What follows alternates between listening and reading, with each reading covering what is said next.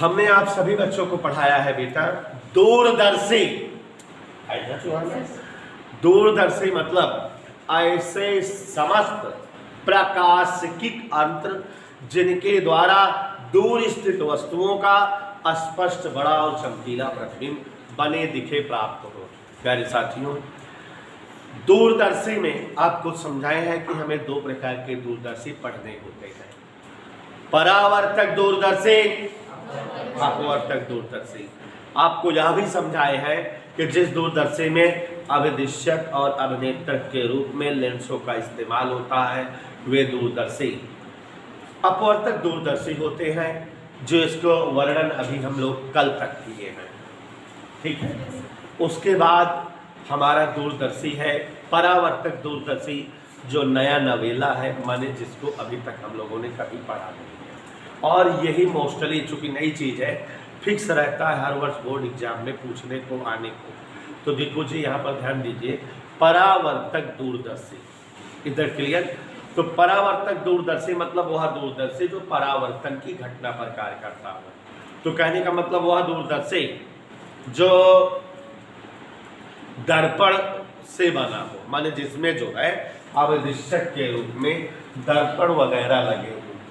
तो बच्चों जरा ये जो टॉपिक पढ़ाने जा रहे हैं थ्योरेटिकल ही है और एग्जाम दृष्टिकोण से बहुत ज़्यादा महत्वपूर्ण है, इसलिए बहुत अच्छे से पढ़िए और समझिए। परावर्तक दूरदर्शी, सबसे पहले तो इसकी जरूरत क्यों पड़ी ये बताना चाहूँगा। प्यारे बच्चों, दूरदर्शी के द्वारा दूर स्थित वस्तुओं का स्पष्ट और बड़ा प्रतिबिंब देखना होता है, और किसी दूर स्थित वस्तु का प्रतिबिंब स्पष्ट बने, चमकीला बने, इसके लिए एक आवश्यकता है। आवश्यकता क्या है कि जो अभिदिशक हो वो ज्यादा द्वारक और ज्यादा फोकसदारी वाला होना चाहिए। अगर जो है अभिदिशक माने जो वस्तु के सामने रहता हो वो ज्यादा द्वारक का हो और ज्यादा फोकस दूरी का हो, माने उसकी पावर, उसकी क्षमता, औकात, ताकत, स्टेमिना, पोटेंशियल वो ज्यादा रहेगी तो ज्यादा अच्छे से काम करेगा, प्रतिबिंब चमकीला बनाएगा। और वह बड़ा रहेगा तो बहुत ज्यादा मात्रा में उस पर किरण आपतित होंगे और तभी प्रतिबिंब स्पष्ट और चमकीला बनने का चांसेस रहेगा। तो यहाँ देखो दो बातें हो गई। सुंदरम जी, दूरदर्शी के द्वारा दूर स्थित वस्तुओं का प्रतिबिंब स्पष्ट बने, चमकीला बने, इसके लिए एक आवश्यकता है कि जो अभिदिशक हम यूज कर रहे हो वह अभिदिशक ज्यादा द्वारक का होना चाहिए और ज्यादा, माने ये कंडीशन हो गई, जब तक अभिदिशक ज्यादा द्वारक और ज्यादा फोकस दूरी का नहीं रहेगा तब तक जो है उससे प्रतिबिंब स्पष्ट और चमकीला नहीं बनेगा। अब बेटा हमको अभिदिशक ज्यादा द्वारक और ज्यादा फोकस दूरी का लेना है। अगर हम अभिदिशक के रूप में उत्तल लेंस का प्रयोग करें तो हमें उत्तल लेंस अधिक द्वारक और अधिक फोकस दूरी का लेना होगा। बच्चों, ज्यादा फोकस दूरी का उत्तल लेंस बनाना बड़ा कठिन है, माने बहुत हार्डली, बड़ी मुश्किल से अधिक फोकस दूरी वाला उत्तल लेंस बन पाता है। और दूसरा, अगर हम उत्तल लेंस ज्यादा द्वारक का कर देते, माने जैसे इतना बड़ा उत्तल लेंस कर दिए, तो इससे जब प्रतिबिंब बनता है वो दोषपूर्ण प्रतिबिंब बनता है। उसमें एक दोष होता है गोलीय विपथन, ये काम करने लगता है। कौन सा दोष हमेशा काम करने लगता है? तो मिनी क्लास वाली जरा ध्यान से समझो, गोलीय विपथन क्या है। गोलीय विपथन ये होता है बेटा कि ये जो हमारा उत्तल लेंस है ये जब बड़े आकार का है तो बड़े आकार के कारण आप गौर से देखो कि यहाँ पर माने मुख्य अक्ष के आसपास इसकी गोलाई ज्यादा है कि नहीं? यहाँ पर इसका गोलापन अधिक है, लेकिन ऊपर की ओर इसका गोलापन क्या है? कम। तो उसकी वजह से प्रतिबिंब अलग अलग साइज और अलग अलग स्थान पर बनने लगता है। क्यों? क्योंकि जहाँ गोल ज्यादा है उत्तल लेंस, वहां पर अगर मुख्य अक्ष के समांतर किरण आपतित होंगी, मुख्य अक्ष के समांतर, तो आप जानते हो लेंस के द्वारा मुख्य अक्ष के समांतर आने वाली किरणें कहाँ जाती है? तो यहाँ पर गोलाई ज्यादा है तो यहाँ के स्थान का फोकस बिंदु भी ज्यादा दूर होगा और तब ये वाली किरणें जो है दूर से जाएंगी, ऐसे यहाँ से जाएंगी, फोकस यहाँ होगा। माने ये किरणें यहाँ पर प्रतिबिंब बनाएंगी कि नहीं, लेकिन इस जगह लेंस के ऊपर वाले स्थान पर गोलाई कम है, और यहाँ पर अगर जो है मुख्य अक्ष के समांतर किरणें आएंगी इस स्थान पर जहाँ जो है गोलाई कम है, तो ये जब कम गोल है तो यहाँ की वक्रता त्रिज्या कम होगी और फोकस दूरी भी कम होगी, तो यहाँ पर आपतित किरणें और पहले ही जो है मुख्य अक्ष पर फोकस बनाने लगेंगे, माने यहाँ पर फोकस बनाने लगेंगे, तो इन किरणों के कारण प्रतिबिंब अलग जगह बनने लगा और इन किरणों के कारण प्रतिबिंब, इस दोष को गोलीय विपथन कहते हैं। शॉर्टकट में समझ गए ना गोलीय विपथन क्या होता है। कोर्स में अब नहीं है, नहीं तो जो है विपथन पढ़ाते हैं। विपथन हमने आपको एक दिन और एक समझाया था, वर्ण विपथन समझाया था कि अलग अलग रंग की किरणों के लिए प्रतिबिंब अलग अलग स्थान पर और अलग अलग साइज का बनता है, तो वो वर्ण विपथन होता है। और ये कौन विपथन है? गोलीय विपथन, आकार के कारण विपथन। तो अब हम जो समझा रहे थे वो समझिए, जान गए आप, ये चीज देख लीजिए कि हमने आपको बताया कि बच्चों दूरदर्शी बनाने के लिए हमें दूर स्थित वस्तुओं का प्रतिबिंब स्पष्ट और चमकीला देखना है, और जब प्रतिबिंब स्पष्ट और चमकीला हम बनाना चाहते हैं तो उसके लिए ये रिक्वायर्ड होती है कि जो अपदिश्यक इस्तेमाल करें हम, वो अपदिश्यक कैसे होना चाहिए? अधिक द्वारक और अधिक फोकस दूरी का। अगर हम अपदिश्यक के रूप में उत्तल लेंस का प्रयोग करते हैं और उसका अधिक द्वारक और अधिक फोकस दूरी रखते हैं तो दो विरोधी बातें हो गई। एक तो अधिक फोकस दूरी का उत्तल लेंस बनना दिक्कतमय है, दूसरा अधिक द्वारक का उत्तल लेंस लेने पर गोलीय विपथन का दोष होगा, प्रतिबिंब कई सारे बनेंगे, अस्पष्ट बनेंगे, चमकीले नहीं बनेंगे। ठीक है, माने हमको दूरदर्शी के द्वारा दूर स्थित वस्तुओं पर प्रतिबिंब चमकीला और स्पष्ट लेना है, इसके लिए हमें दूरदर्शी के अपदिश्यक को ज्यादा द्वारक और ज्यादा फोकस दूरी का लेना है। लेकिन अगर हम कहीं उत्तल लेंस ज्यादा द्वारक और ज्यादा फोकस दूरी कर ले तो प्रतिबिंब अस्पष्ट, अलग अलग साइज, अलग अलग स्थान पर माने दोषपूर्ण बनेगा, गोलीय विपथन का दोष प्राप्त होगा और आसानी से अधिक फोकस दूरी पर उत्तल लेंस बन भी नहीं सकता। तो अब इसी मजबूरी को, इस दोष को दूर करने के लिए साइंटिस्टों ने अधिक द्वारक और अधिक फोकस दूरी वाला अपदिश्यक प्रयोग करने के लिए उत्तल लेंस के बजाय अवतल दर्पण का प्रयोग किया। अवतल दर्पण अधिक फोकस दूरी का बनाना सरल होता है और अवतल दर्पण अधिक द्वारक का होने पर गोलीय विपथन का दोष भी नहीं होता। तो बच्चों ये बात क्लियर हो गई, हमारी बात समझ में आ गई आपको कि दूरदर्शी के द्वारा अधिक दूरी पर स्थित वस्तुओं का प्रतिबिंब चमकीला और स्पष्ट प्राप्त करने हेतु दूरदर्शी में प्रयुक्त अपदिश्यक अधिक द्वारक और अधिक फोकस दूरी का रखना होगा। उत्तल लेंस गोलीय विपथन का दोष दिखाता है, इसलिए अधिक द्वारक और अधिक फोकस दूरी वाला उत्तल लेंस के बजाय अवतल दर्पण का प्रयोग करते हैं हम जो है दूरदर्शी में, जिससे प्रतिबिंब चमकीला और स्पष्ट बने। और जब अधिक द्वारक वाला अवतल दर्पण, अधिक फोकस दूरी वाला अवतल दर्पण प्रयुक्त करते हैं तो प्रतिबिंब स्पष्ट और चमकीला बनता है, लेकिन यह प्रतिबिंब परावर्तन की घटना के कारण बनता है और इसलिए यह दूरदर्शी परावर्तक दूरदर्शी कहलाता है। और वर्तमान में मतलब आजकल दुनिया में जो भी दूरदर्शी है बने हुए, जो दूरदर्शी हम काम में लाते हैं वो सब यही दूरदर्शी है। माने जो आप जीपीएस स्कूल वाले बच्चे देखे हैं, जैसे नीरज वाला दूरदर्शी बनाए हुए, वो केवल और केवल परावर्तक दूरदर्शी है। कौन सा दूरदर्शी? तो परावर्तक दूरदर्शी में बेटा केवल और केवल क्रिया विधि कठिन है, थोड़ा सा इसमें क्रिया विधि झंझटी हो जाती है, हम लोग को झंझट रहती है, आपकी बातें जाने दो। तो आंखें फाड़ कर बड़ी बड़ी पुतलियाँ करके खूब मन लगा के समझना आ जाएगा। तो चलो चलते हैं फोटो। थोड़ा इतिहास हो गया परावर्तक दूरदर्शी का, कि माने यह एक ऐसा दूरदर्शी है जिसमें अपदिश्यक के रूप में अधिक द्वारक और अधिक फोकस दूरी वाला उत्तल लेंस के बजाय अवतल दर्पण प्रयुक्त होता है, जिससे गोलीय विपथन का दोष न मिले और प्रतिबिंब स्पष्ट चमकीला बने। यही बात तो इस शॉर्टकट में। तो बेटा परावर्तक दूरदर्शी में हमारी तरह समझो, एक चौड़े मुंह की बेलनाकार नलिका होती है जिसके खुले सिरे पर अधिक द्वारक और अधिक फोकस दूरी वाला अवतल दर्पण लगा होता है। गौर फरमाइएगा आपको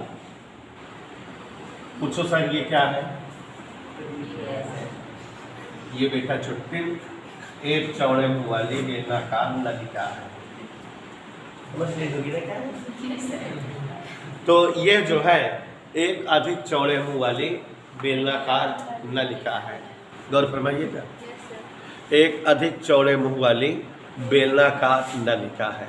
सबको दिखे? अधिक चौड़े मुंह वाली बेलनाकार नलिका है जिसके खुले सिरे पर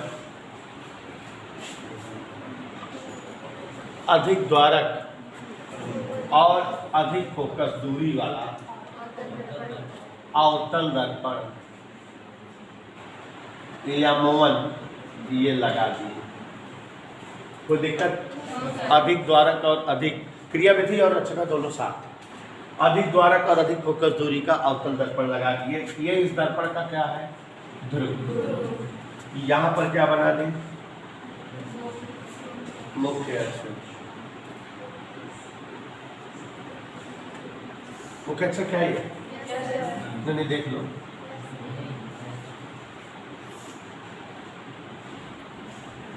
इधर क्लियर मुख्य अक्ष है। और इस दर्पण का कहीं पर फोकस होगा कि नहीं होने सर?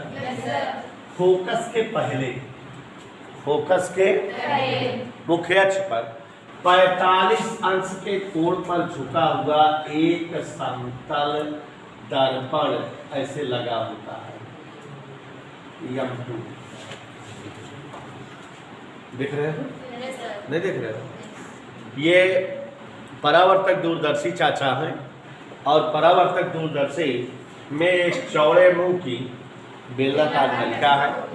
तो गोले सिरे से एक अधिक और अधिक फोकस दूरी का अवतल दर्पण या मोवन लगा हुए है।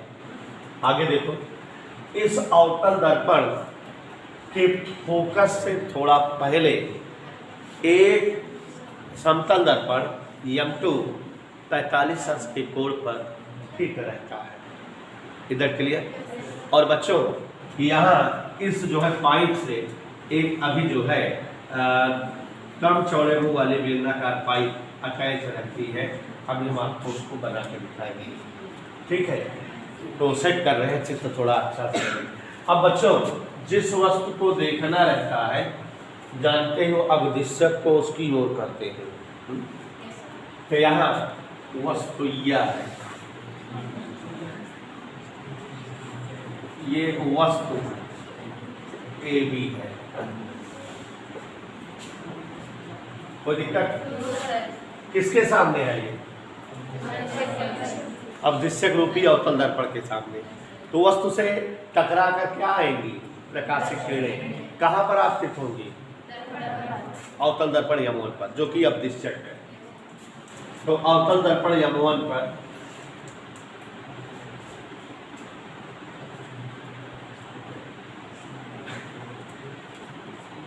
थोक के भाव में किरणें आपतित हो रही हैं। देखा? क्या देखा आपने?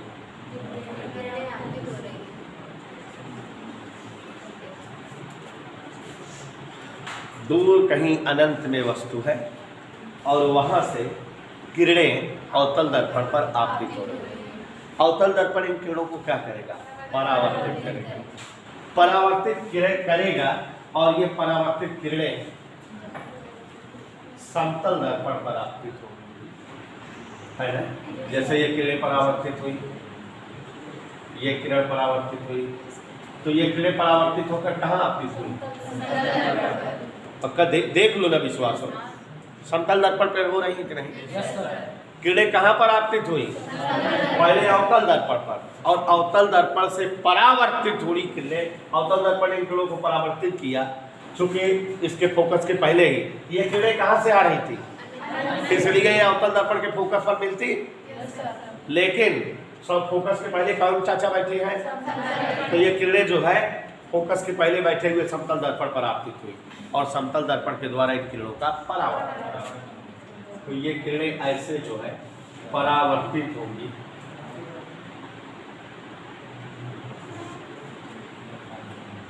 और जब परावर्तित होगी तो वस्तु AB का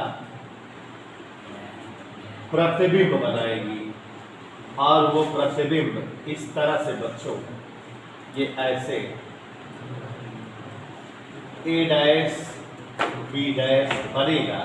और हम लोगों की आवश्यकता रहती है कि इस प्रतिबिंब को हम लोग जो है सेटअप करते हैं, जानते हो कहाँ, जो दूसरा वाला लेंस होता है, माने एक दूसरी कम चौड़े मुंह वाली बेलनाकार नलिका होती है, जिसके खुले सिरे पर कम द्वारक और कम फोकस दूरी का एक जो है क्या लगा रहता है, अवतल। देखा नहीं देखा? और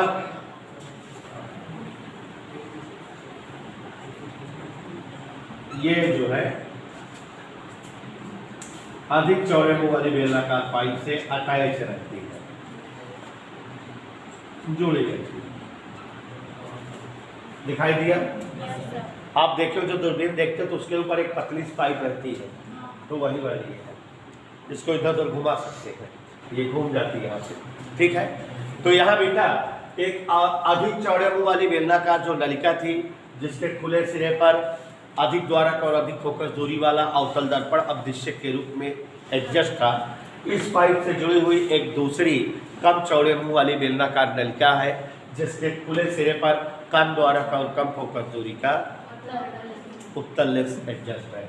और ये उत्तल लेंस कौन सा उत्तल लेंस कहलाता है? अवनेत्रक लेंस कहलाता है, क्योंकि ये जो है नेत्रिका के सम्मुख होता है, यहीं से आंख लगा के देखेंगे। तो इतना आप सबको समझ आया कि नहीं? पहले हमसे कहो हाँ। इतना समझ में आया? अब बच्चों, जैसा कि आप जान रहे हैं कि ये सारा कार्यक्रम हम चित्र के लिए एडजस्ट कर रहे हैं कि जिससे चित्र स्पष्ट बने। कैसा बने हमेशा? नहीं तो ये सब पाइप पहले बना देते, क्यों ये सब पाइप पहले नहीं बना रहे हैं? चित्र सर बढ़िया बने। तो देखो, जो अनंत में स्थित वस्तु होती है उसे परावर्तक दूरदर्शी के द्वारा देखने हेतु अवदिश्यक उसी की ओर करते हैं। तो उस अनंत में स्थित वस्तु द्वारा किरणें हमारे अवदिश्यक रूपी अवतल दर्पण पर आपतित होती है, और उसके बाद अवतल दर्पण से ये किरणें परावर्तित होती है, और अवतल दर्पण के फोकस से पहले स्थित समतल दर्पण M2 पर ये किरणें आपतित होती है। समतल दर्पण M2 से ये किरणें परावर्तित होती हैं और A' पर मिलती हैं, और A' पर वस्तु का प्रतिबिंब A' B' प्राप्त होता है। इस प्रतिबिंब को हम लोग जानते ही हो एडजस्ट करते हैं अभिनेत्रक लेंस माने नेत्रिका के प्रकाशिक केंद्र और प्रथम फोकस के बीच, माने इसका प्रथम फोकस कहीं यहाँ है, ठीक। प्रकाशिक केंद्र ये है, प्रथम फोकस ये है, कहीं यहाँ द्वितीयक फोकस है, दोनों इसके बीच में वस्तु आ गई। यहाँ वस्तु का काम करने लगी A' कोई दिक्कत? अब बेटा आप जैसा कि जान रहे हो, चाहो तो इन किरणों को ऐसे दिखा दो। एक किरण मुख खच के कैसे चलेगी? कहाँ से जाएगी? द्वितीयक फोकस से। याद आया? ये वस्तु का काम कर रही है, दूसरे वाले लेंस के प्रकाशिक केंद्र और प्रथम फोकस के बीच में समायोजित कर लीजिए, पाइप को इधर करके। एक किरण मुख खच के समांतर चली, कहाँ से गई? नहीं बोल दो हाँ। द्वितीयक फोकस से गई, और एक ही किरण कहाँ से चलेगी हमेशा? ये प्रकाशिक केंद्र से चली। कोई दिक्कत? इसी मार्ग से आगे बढ़ते हैं, ठीक है? कोई दिक्कत? किरणों को पीछे बढ़ाओगे आप,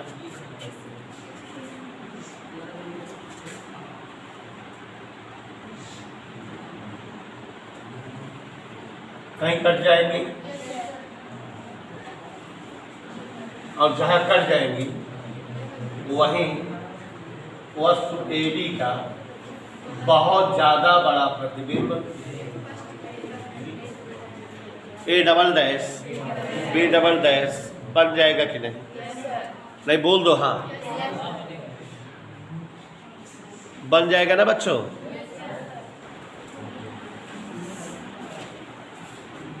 दिखाई दिया? और यहाँ आप समझ ही रहे हो, गट्टा एक साथ बने देंगे।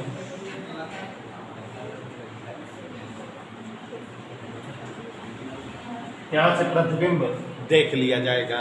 ये परावर्तक दूरदर्शी की क्रिया विधि और रचना दोनों साथ साथ है। चित्र थोड़ा झंझटी है कि नहीं बच्चों? बनाने लगोगे तभी पता लगेगा कैसे झंझट है। ठीक है, तो एक बार फिर हो जाए, दूरदर्शी के द्वारा दूर स्थित वस्तुओं का प्रतिबिंब स्पष्ट और चमकीला प्राप्त करने के लिए अवदिशक के रूप में अधिक द्वारक और अधिक फोकस दूरी वाला उत्तल लेंस प्रयोग करने पर गोली विपथन का दोष मिलता है। इसलिए उत्तल लेंस के बजाय अधिक द्वारक और अधिक फोकस दूरी वाला अवतल दर्पण प्रयोग किया जाता है परावर्तक दूरदर्शी में, और जिससे प्रतिबिंब स्पष्ट और चमकीला बनता है। अब बच्चों, परावर्तक दूरदर्शी में देखो जी, एक अधिक चौड़े मुंह वाली बेलनाकार नलिका जिसके खुले सिरे पर अधिक द्वारक और अधिक फोकस दूरी वाला अवतल दर्पण समायोजित होता है और ये अवदिशक का काम करता है। इस पाइप से जुड़ी हुई एक कम चौड़े मुंह वाली बेलनाकार नलिका होती है जिसके खुले सिरे पर कम द्वारक और कम फोकस दूरी का उत्तल लेंस अवनेत्रक के रूप में लगा होता है। जिस वस्तु को परावर्तक दूरदर्शी द्वारा देखना होता है उसे हम उस वस्तु के सामने अवदिशक को करते हैं, तो अनंत में स्थित वस्तु से किरणें अवदिशक रूपी अवतल दर्पण पर आपतित होती है। अवतल दर्पण द्वारा ये किरणें परावर्तित होकर फोकस के पहले स्थित समतल दर्पण पर आपतित होती है। समतल दर्पण के द्वारा ये किरणें A' पर परावर्तित होती है। A', B' वस्तु का AB का प्रतिबिंब बनता है।